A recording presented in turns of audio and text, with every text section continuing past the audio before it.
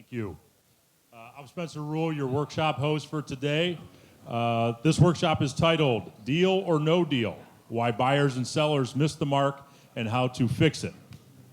I would like to introduce you to today's panelist and moderator. Megan Hiles, a growth consultant with STIL Consulting.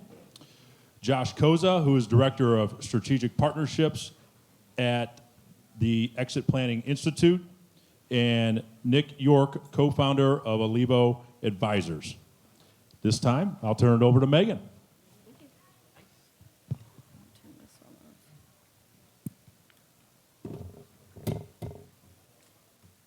Can you hear me okay?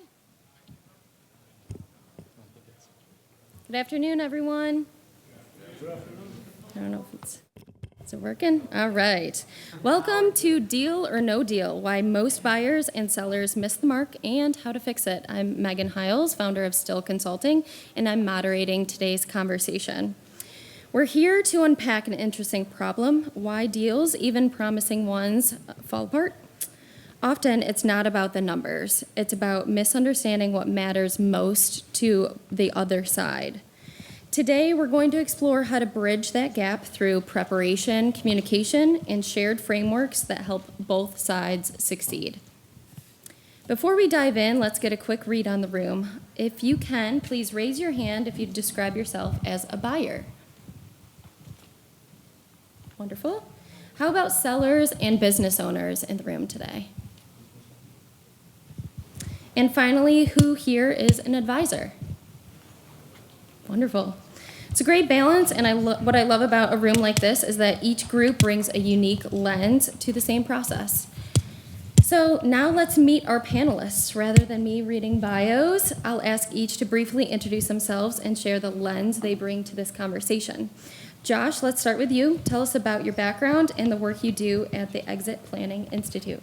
Awesome. Thanks, Megan. Yeah, my name is Josh Koza. I'm the Director of Strategic Relationships for the Exit Planning Institute. And I know some of you are familiar with the organization here in the room. Many of you are probably not. So just a little bit of background about who we are.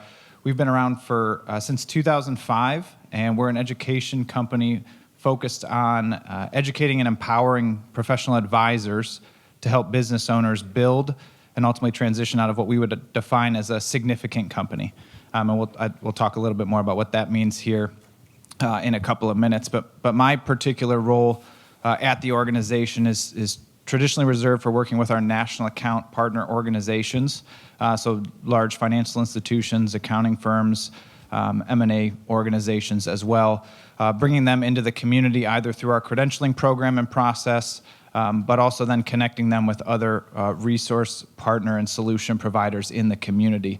As we all know here, whether we're a current owner, aspiring owner, or advisor, it takes a team of those professionals to help navigate the complex and emotional transaction that culminates in the transition of the business. Thank you. Nick, same for you. Tell us about Alivo Advisors and how you approach deals from the buyer's side. Great. Nice to meet you, everyone. My name is Nick York. I'm the co-founder of Alivo Advisors. Alivo is a strategic counsel and business advisory firm. By background, I practiced law for many years and was with Tucker Ellis, if you guys are familiar with that firm. When I left there about 15 years ago, I was the head of the business, what we called the business group, which was all the transactional practices at the firm. Since that time, and even during that time, I'll explain a little bit, I've become an entrepreneur, right? And people say an entrepreneurial lawyer, that's kind of an oxymoron, right? People don't think of it in that way. But I was always entrepreneurial, even within the firm. I started a Columbus office. I started a government affairs practice for the firm. I was always trying to do something and working in the business community because I was always about trying to build something and build something of significance and of impact, and something that Josh and I share in that objective. Fortunately for me, I've been able to probably wear most of the hats that are represented in this room today. I've been an advisor, certainly as a lawyer, and continue to be an advisor. I've been an owner of a business. I've started businesses, and I've done, my first one actually was an ETA situation, and I'll talk about that throughout. And I got a great opportunity to learn and had a great team around me because I was still practicing law full time at the time that we acquired that business, and it was something that was a great learning experience for me. So the ETA approach, I think, is critical.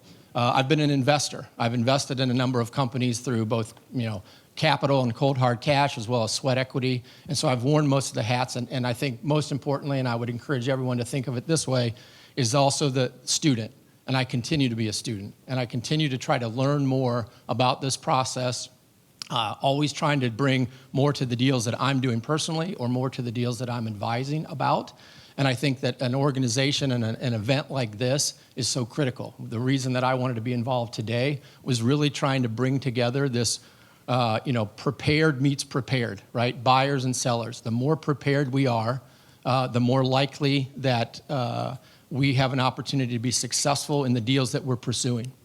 I think, and the reason that, Josh, and I've known Josh for a long time, done a lot with Exit Planning Institute, et cetera, and advised a lot of companies on the sell side as well as the buy side. And where we see so many, miscues or miscommunications or ultimately dead deals is because of that lack of communication, that lack of preparation, and lack ultimately of a shared understanding or a shared framework for what we're trying to accomplish. So our goal today is to try to set forth a little bit of a challenge for all of us to continue to come together and work together on the shared understanding and making sure that more deals happen and people can realize the objective of that, which is it's not just about doing a deal. It's not just about the business transaction. It's really not about that at all. That's just a point in time. It's a flash.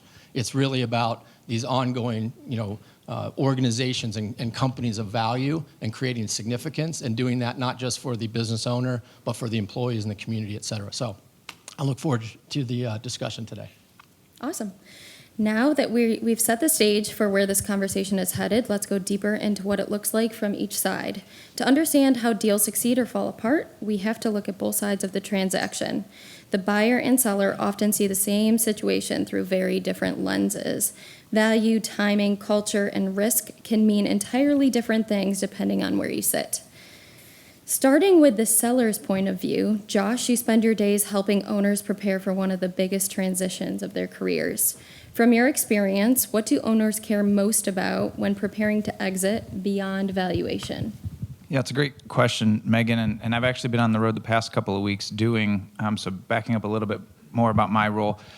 One of the things that the Exit Planning Institute has done this year is roll out a brand called Drive Value and the drivevalue.com platform. And this is, again, 2 decades of experience as an organization refining a process for educating and empowering advisors.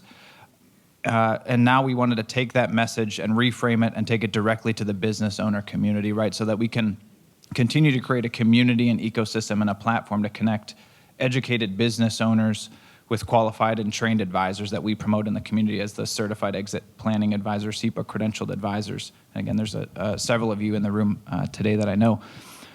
But I think that when we talk about, going back to my comment about a significant company, right, for the current business owners in the room today, I would say, and I don't know anything about the businesses that you own, but I would say that they're all successful businesses, right? That you have generated a nice lifestyle for yourself and for your families.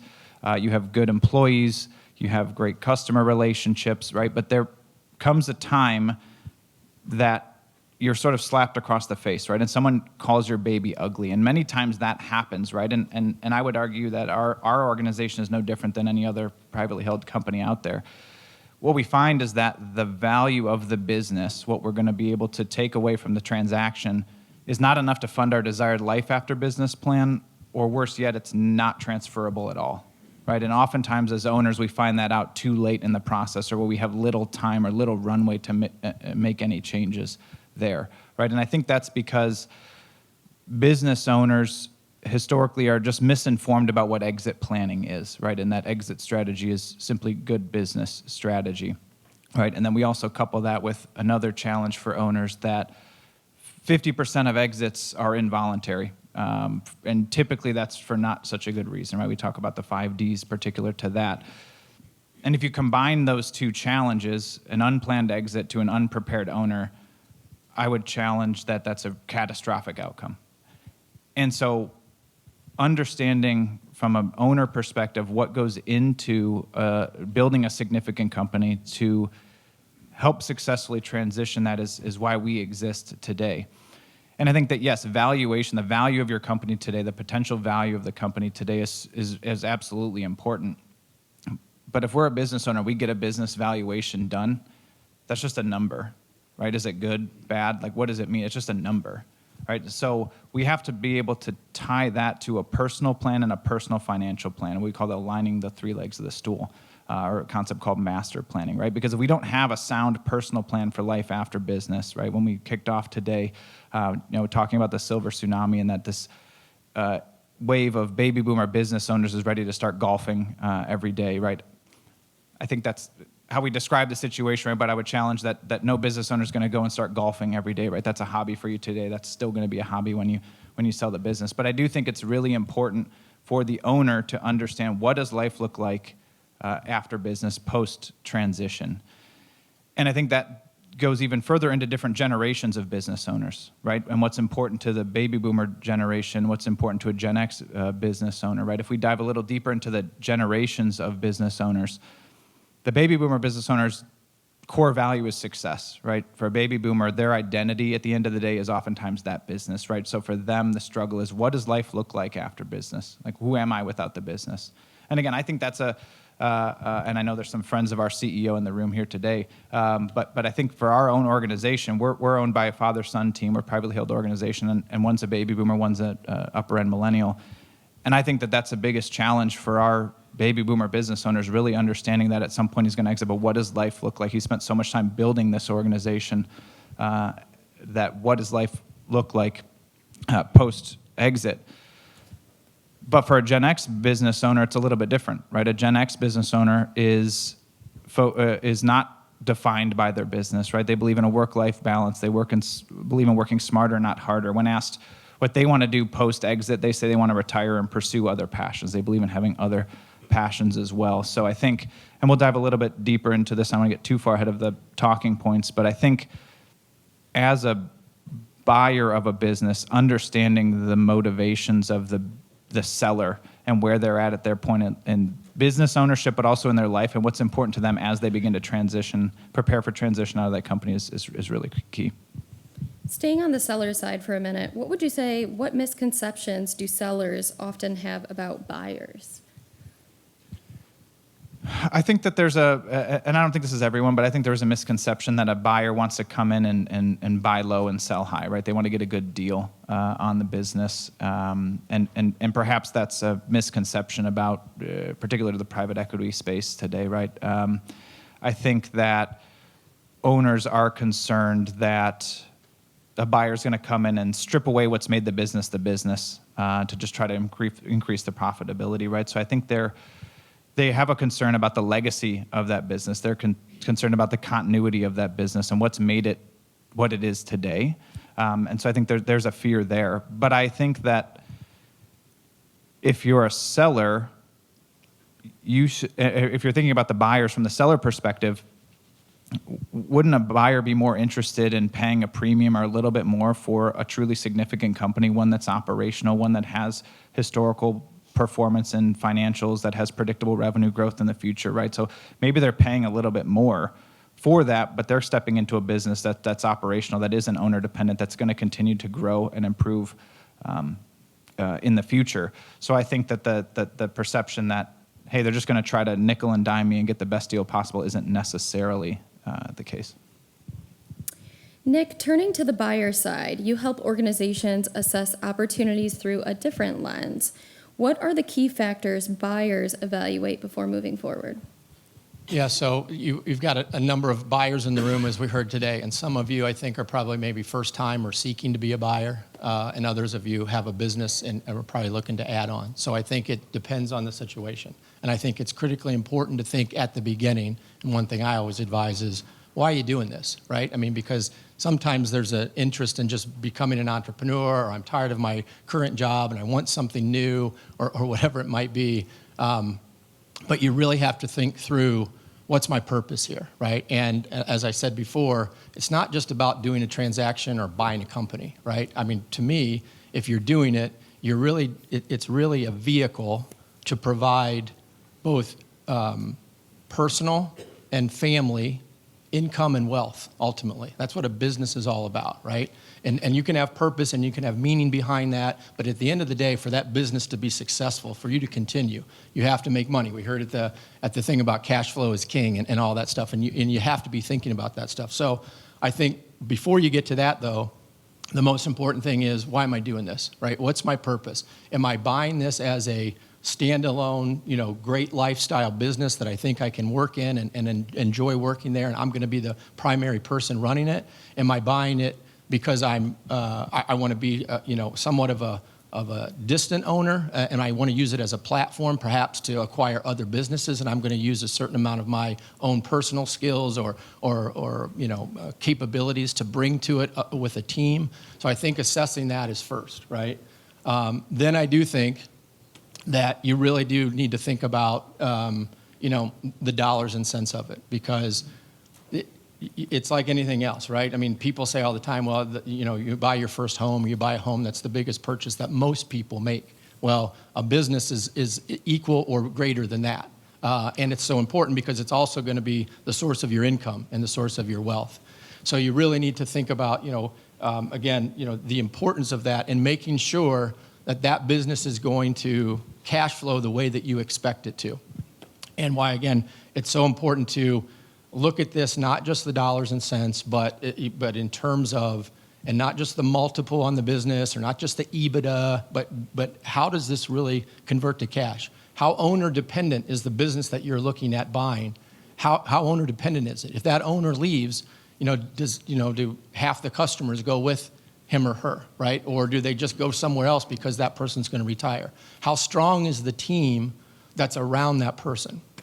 Can the business operate without that owner, right? You need to be thinking about those type of issues, because all of that basically comes back to, is this going to provide the either lifestyle and the income or the wealth generation opportunity that you're trying to accomplish? So we'll get into a little bit more, but I think at a top line level, it's purpose and reason you're doing it, and then, right away into, does it really make sense from a financial perspective, given a bunch of factors that can influence that? And Nick, what are some common mistakes buyers make when engaging with sellers? Well, I'll go back to and build off of Josh's point. The first mistake is not understanding the seller's motivation, right? The first mistake is to think that the seller only cares about the price. It's kind of to flip it. The price is important. There's no doubt about it. You got to hit all the financials that we talked about. But there's oftentimes, concern around legacy, concern around their current employees and an opportunity for them to continue, how their life is going to be affected. It's ultimately long-term reputation. It might even be an opportunity, is that seller potentially interested in staying on at some level in a consulting role or helping you grow and build the business? I just did this the other day. I sat down with a guy whose message coming in was, I just got to get out of this thing. I'm 60 years old. I've been doing it for 40 years. I'm ready to move on, et cetera. Sat down, handful of questions. By the end of it was, boy, I would actually be interested if someone wanted to come in, and I would be interested in maybe a seller finance situation and train somebody up, because it's too hard to just take on this job. You don't understand, all the ins and outs of it or whatever. And that was just from a conversation that asking a few questions. So I do think that, the misconceptions or the missed opportunities is to truly think about that. And if you have that opportunity before you're just, into LOIs and, we're going to do this and we're looking at the financials and all that stuff, take time to think about that. Take time to have that conversation with that owner and ask those questions. What it will also do, it will not only help you and help him or her, but what it's going to do is it's going to help the deal get done, because you might be a little bit more creative in your approach. You might have a different solution or a different approach besides just, offering more money, that type of thing. So I do think it's critically important to, these are human transactions. This is not spreadsheet transactions. People have to shake hands and agree and feel good about that. And if you don't understand that at the beginning and what those motivations are, you risk doing a lot of the stuff, a lot of the work, a lot of the months and the preparation and spending a lot of money on advisors and whatever that might be. And at the end of the day, that seller says, you know what, I'm just not going to do it, because they weren't necessarily prepared. They weren't necessarily going through that their own calculation about, why am I really doing this? Why am I selling? Am I really ready to do that? So I think it's, communication is key. Have those discussions as much as you can directly, or if it's through your advisors, make sure you're asking those right questions. And I think, too, if I can add on that, we talked a little bit about seller motivations, buyer motivations, right? But the third group in the room today is the professional advisor that's supporting either in our world, typically the seller, but the seller or buyer. So if you're representing a team, you're on the team of advisors representing the seller, thinking about the valuable role you play in helping the owner navigate this process, in particular in the space of ETA, right, where it's not getting bought by potentially a large private equity fund or a strategic buyer that's going to roll it into their existing operations, right? You're a valuable component to that business and its operations today too. So for a potential acquirer of that business to come in and say, well, not only are the key people here at the organization itself and the process and structures and systems, but there's an advisory team that's already really well integrated with this company that I'm buying. So there's a continuity there that they can keep that team in place. Again, just thinking about my ability to step in and for things to just keep going too. So there's certainly a continued role for the advisor if your relationship is to the business, not just to the personal side with the business owner themselves. Yeah, I'm going to build off that then, if it's okay, because one of the things that came up in the panel discussion earlier was from the buyer side and getting an advisory group and a group of advisors to help with that. And a lot of times when you're an entrepreneur, you think, well, I'm just going to look at this myself. I'm going to go through this process, and maybe then I'm going to go get a lawyer or go get an accountant or go get a business advisor, a coach, something like that to help me with this. And you do it a little bit too late because you're kind of down the road. And I think Kylie made this point, right, which was a lot of times people are willing to work with you. They're willing to give you a little bit of free service or a little bit of guidance, a little bit of help to kind of get you to that next level, and you will save yourself a ton of headache, heartache, disappointment, frustration, or uncertainty, right, because you don't know. If you've never bought, I don't care if you're a very successful business owner, if you started that business and grew it up over 20 years and you've never bought a business before, it's a new world. It's a different, there's a bunch of different terminology. There's a bunch of different dynamics. Those are all things that people who do it all the time, who are successful at that aspect of it, it's important. So reach out and build, if nothing else, a little bit of a kitchen cabinet, so to speak, as they say, right? To have people around you who are willing to give you advice and bounce ideas off of. And one more thing, and then I'll stop on this point. When I practiced law and when I was the head of a large law firm's business group or whatever, as in that role, my job was to come into the room and have the answers. That's what people wanted. They wanted that certainty. They expected that of me. And I got comfortable with that. I'm going to come in, I got the answer, right? When you're an entrepreneur and you're buying a business maybe for the first time or even, if you've done it before, you don't have all the answers. And nobody does. No one person has all the answers, even if they're experienced, and especially if you're not. And so I had to learn when I flipped the switch to become more of an entrepreneur is really asking those questions, is being vulnerable enough to say to your close group or advisors, I don't really know. What would you do in this situation? Do you know anybody who's been through this? So don't ever hesitate to do that. Don't feel like, well, I should know this. Don't be afraid to ask the so-called dumb question. Make sure you ask it, right? Because it's too important not to. So get a group of advisors, get them as early as you can, and test them a little bit too on what their motivation is and why they're in this. Is this somebody that you can work with long term and really build a long-term rapport and relationship? And I think I'll take it one more time and then we'll keep going. But for the owners in the room today, one of the challenges I would have, or calls to action I would have for you, is really evaluating the advisory team, the advisors you have in place today. Because they might be great advisors. They may have been really good. They may be friends you've had since you started the business 20, 30, 40 years ago. And that doesn't mean they don't have a role in this next stage of as we prepare for and go through a transition, right? There's a place for them too. But you only get one shot at this. Most owners get one shot at selling their company, right? And the impact that has for them, their family, the continuity of the business. So make sure that you have the right advisors in the right seats at that table as you go through this process, right? And I think an example is, right, you have a doctor that you've seen, right, a general practice doctor that you go to, but all of a sudden you go and you get some headaches and you get a scan and you have brain cancer. you're not going to go back to that same doctor and have them perform that operation, right? That doesn't mean they're not a good doctor. They're still not your doctor, but you're going to go to an experienced, seasoned, highly trained brain surgeon for that. And the transition of your business is no different than that, right? You need to have the right specialized, trained individuals to sit in the right seats at that advisory table to help navigate the process. Wonderful. I want to spend some time talking about common language that we've brought up before. It's clear you both approach deals with a deep appreciation for the human side of the process. And what I'm hearing is that both of you are describing alignment. So Josh, from your side, how can standardizing frameworks and tools help both sides communicate more effectively?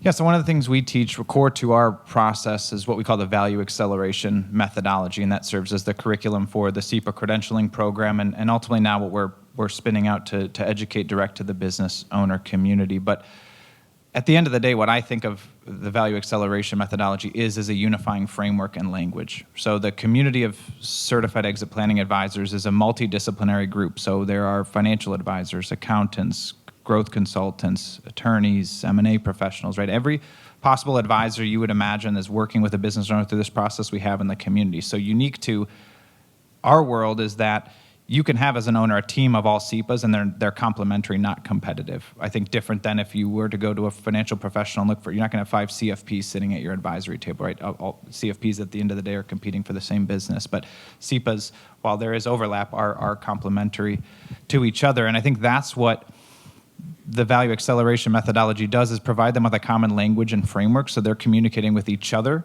the same way, and communicating with the business owner client the same way, so that the owner's not talking to their financial advisor and hearing one set of terminology, talking to their value advisor and hearing another set of terms. While they might be saying the same things, if they're using different words or describing it in different ways, that's confusing to the business owner and may cause them to back away. Right, so a unifying language and framework among the advisory team that also relates to the business owner, I think, is crucial. And Nick, from your perspective, what shared metrics or processes would make transactions smoother and more transparent? Yeah, I'm gonna give a little bit of a commercial for EPI, right? Because I've been around these guys a long time. I've got business partners myself who have been through the Promise Partners program, right? And one of the things that I was really trying to do with this event and today and this panel was really to start to continue to connect that up. So the value acceleration methodology is, and it's under this moniker called exit planning, right? But it really is about how to build a valuable business, right? And whether you sell it or not, if you go through that process, you really work on the things that make your business more valuable, financially, culture, your customer relationships, your ownership, structure and issues, and all of those things. And I think that what I would describe as maybe the best way to think about this is like reverse exit planning from the buyer side, right? If you've got somebody buying and selling, the transaction is just two sides of the same coin, right? And you're really just trying to look at it to get to a yes, right? So if you understand better what they're doing and what they're thinking, what those motivations are, and what metrics they're using to measure success, and what's a successful exit or what's a successful growth of the business, as the buyer, you're going to be that much more prepared. So if you're just kind of reverse engineering that in some ways and thinking about it backwards, because what you want to be thinking about as the buyer is not where this company is today, right? What's its EBITDA, what's its, et cetera, for today. You want to think about where it's going to be when you get involved and where it's going to go next year and 3 years and 5 years or 10 years, however long you plan to kind of be in the business, right? And so you have to be thinking about it just like they're thinking about preparing for that exit. They're looking out a couple years. I mean, the best thing to do for, again, business owners is not to start thinking about exiting or not to start thinking about preparing when you're ready to sell. You need to start thinking about it way before that. Same thing with the buyer, because then what you're looking at is you're getting prepared, you're understanding from their perspective, you're understanding their metrics. So what I would encourage us to do collectively is to continue to have this combination of sort of the Promise Partners training, and I didn't go through it, so I'm not going to comment specifically, but I've heard such tremendous things about it, and it's there, right? And then you've got EPI, which is a national organization, but they're headquartered in Cleveland, right? There's no reason that we're not doing more of this. One of the things I said earlier today when we were talking about what would you like to see 2 years from now? And my comment was, I'd like to see all of you, this be the 4th or 5th time I've seen you this year, right? Instead of just once a year for a big symposium. It's great, but how do we stay connected? And if we create some opportunities for some common language about buying and selling, what are each of us looking at? What are the key metrics? What's important? What are the motivations? What's the, and where's the disconnect? Maybe we can do a better job of creating a marketplace of a shared marketplace. That, again, as I said before, sort of that prepared meets prepared marketplace. So that's what I would encourage us to do, is to use organizations like we have that are right there and to start to challenge those organizations to be even more active. It takes all of you because everything's member driven, right? You got to be active. The leaders do a good job, but you got to get behind it. And I would encourage us to try to build that so that there is that shared understanding, because you're going to get more deals done. The more prepared you are coming in, the more you understand it, the less likelihood is that it falls off the track at the last minute for some reason. I want to make sure we leave some time for questions at the end, so I have one question for each of you left. As we wrap up, I'd love to leave the audience with one key takeaway from each of you. So Josh, what's one thing every business owner should do now to build value and readiness, even if they're not planning to sell soon? I would say for any current business owner in the room today would to evaluate your advisory team today. And once you have the right advisors in place, I would challenge you to do what we call an enterprise value assessment, right? And that's an understanding of your business, personal, and financial readiness correlated to a range of value, right? And I talked earlier when we opened about evaluation is great, but it's just a number, right? Likewise, if we have a really sound personal plan and financial plan without understanding if the business is going to be able to fund that desired life after business, we just have a wish list, right? So we need to marry those two together. So we need to understand, what is it that we want to do next? What's our personal motivations for wanting to exit this business? Sit down with our financial advisory team and understand, what is that wealth goal, right? That's the term we use. What's the wealth goal for us through this transaction? And then understand what is the current value of the business today and the potential value, right? These assessments will say, well, this is where you are today, but with some key tweaks, we think maybe it's worth $10 million today, but we see a real opportunity in the next 2 years to make that a $14 million transaction, right? And that's what closes our wealth gap. So I would encourage you, I guess, to, again, evaluate your advisory team and then go through with that advisory team one of those enterprise value assessments. And Nick, what's one mindset or practice that helps buyers think more like sellers? I think that I guess I would go back to the mindset has to be, how can I, as the buyer, give myself the best chance to be successful in this transaction? And the best way to do that is to understand the seller's motivations, right? If you look at sports teams or politics or anything that has two sides to it, they're always evaluating the other side. They're always scouting the other team. They're always watching film of the other team and what they did. They're trying to investigate that. So investigate that so that you have a better understanding. And the thing that I would encourage you to do on the buyer side, especially if you're a first-time buyer, right? Talk to more people. You don't have to talk to somebody. You shouldn't be the first time you talk about buying a business and what it's like to be a business owner and what purpose is and what, all this stuff when you're talking to somebody on on the other side of a transaction. Reach out to people now. You have friends, right? You have family, you have others that you have this group, you have an advisor group. Reach out to them and start to ask those questions. What's it really like, right? What are the things that I need to know? What are the things you wish you would have known when you started your business and got to that? People are almost always willing to share, right? And the thing that they'll share the most, if they're really good, is the things that they didn't do well. It's easy to be the cheerleader and look how successful I am and I had all this. But you need to ask the questions, what didn't go right, right? Be willing to, again, put yourself in a vulnerable spot saying, I don't know. I'm not sure how to do this. Do you have any advice?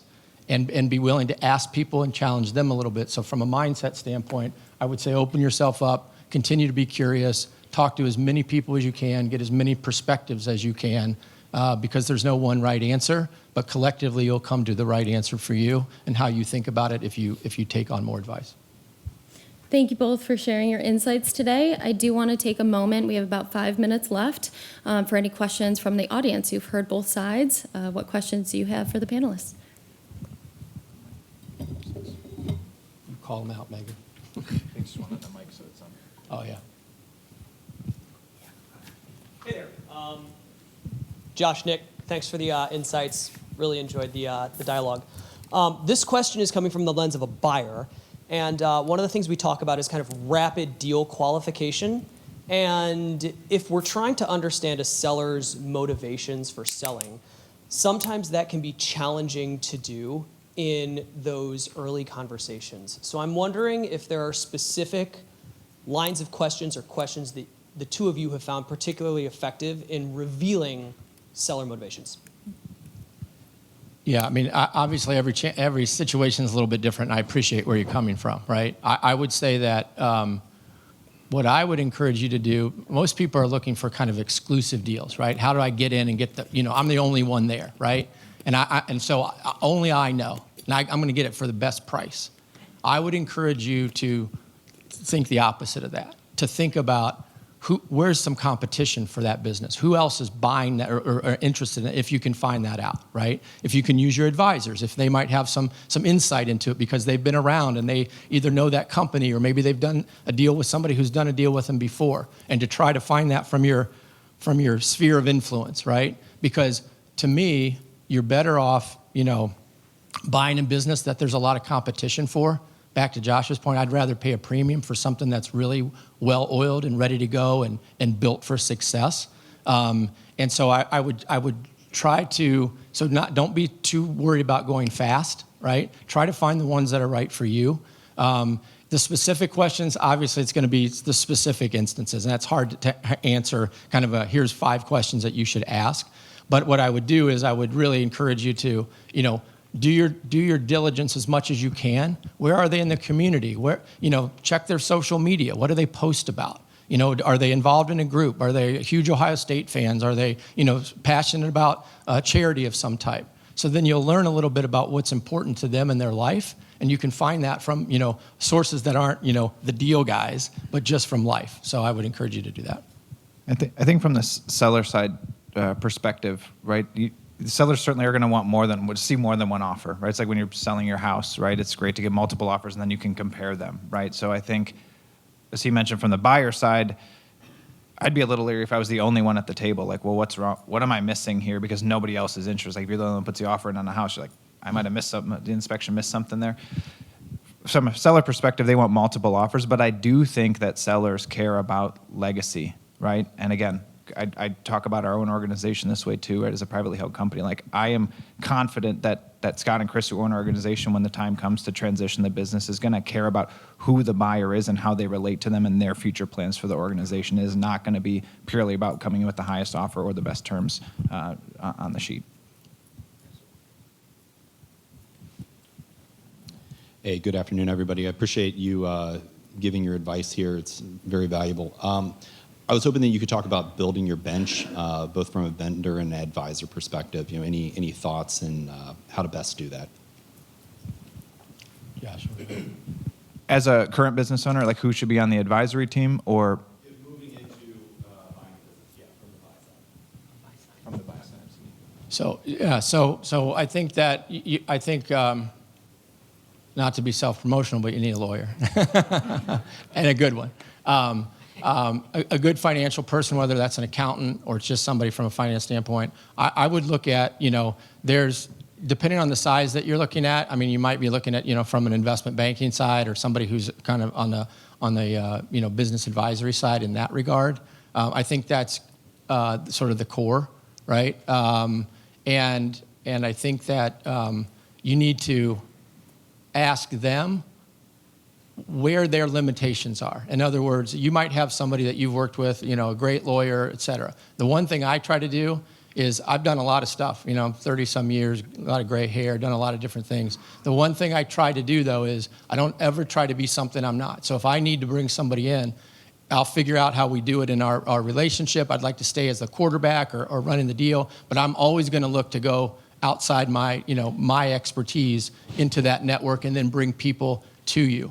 So I think if you can find a couple of core people, even if it's just one or two, and ask them, and challenge them, are you capable of doing all this, or do we need somebody else, right? Is there somebody else in the mix on that? So I think you need to If you're brand new to it, you're kind of starting slow, you haven't done it before, you find a couple of people and then ask for those referrals.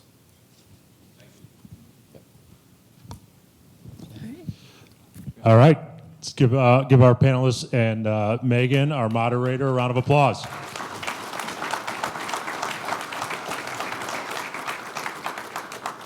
To show our appreciation for your insights and time today, there's been a donation made to Owners of Honor on your behalf. And then we also have gifts for all three of you. Great, thank you so much.